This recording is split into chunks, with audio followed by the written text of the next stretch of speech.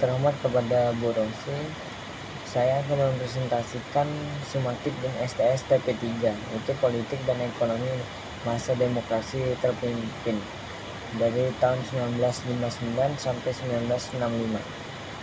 Untuk pertanyaan pertama, bagaimana struktur pemerintah pada masa demokrasi terpimpin berbeda dari demokrasi liberal? Pada masa demokrasi liberal pada tahun 1950 sampai 1959, Indonesia menggunakan sistem parlementer di masa Perdana Menteri memimpin pemerintahan, sedangkan presiden hanya sebagai simbol negara. Parlemen memiliki kekuasaan besar, tetapi sering terjadi pergantian kabinet karena partai politik saling bersaing dan sulit mencapai kesepakatan. Ekonomi bersifat bebas dengan banyak investasi asing, namun tidak stabil. Setelah dekret Presiden 1959, Indonesia memasuki era demokrasi terpimpin pada tahun 1959 sampai 1965. Soekarno mengambil kendali penuh dengan menerapkan sistem presidensial, melemahkan peran parlementer, dan membatasi partai politik agar mendukung kebijakan pemerintah.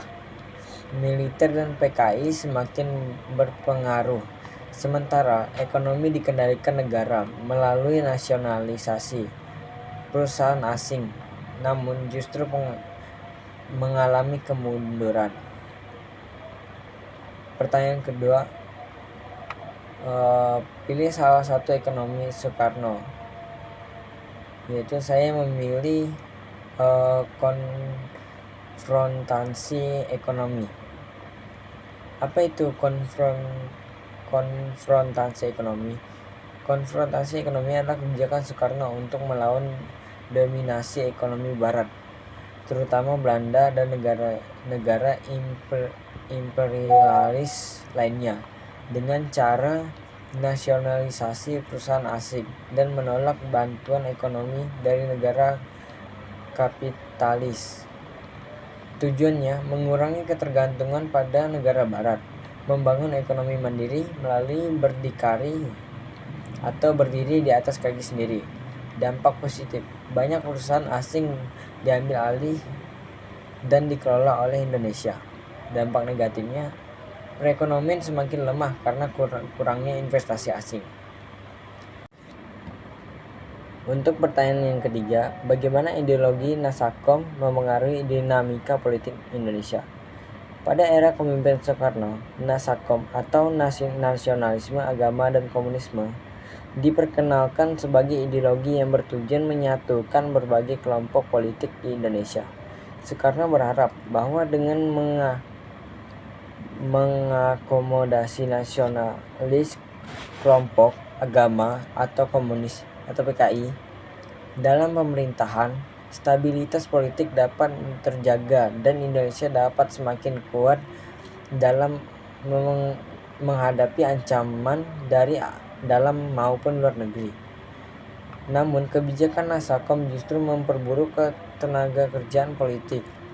Konflik antara kelompok agama dan komunis semakin tajam, terutama karena militer menolak pengaruh PKI yang semakin kuat.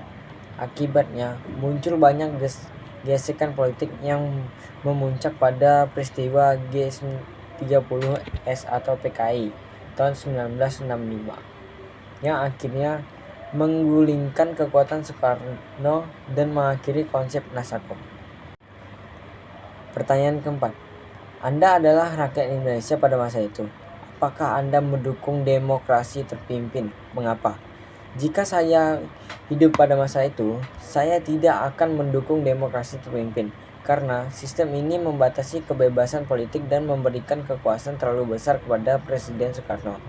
Parlemen kehilangan perannya, partai politik ditekan, dan kebijakan ekonomi yang tidak terarah menyebabkan inflasi tinggi serta krisis ekonomi. Selain itu, konflik ideologi semakin tajam, yang akhirnya memicu peristiwa G30S atau PKI 1965. Meskipun demokrasi terpimpin bertujuan menjaga stabilitas, sistem ini justru memperburuk ketenagaan politik, dan ekonomi. Sekian presentasi TP3 saya. Terima kasih.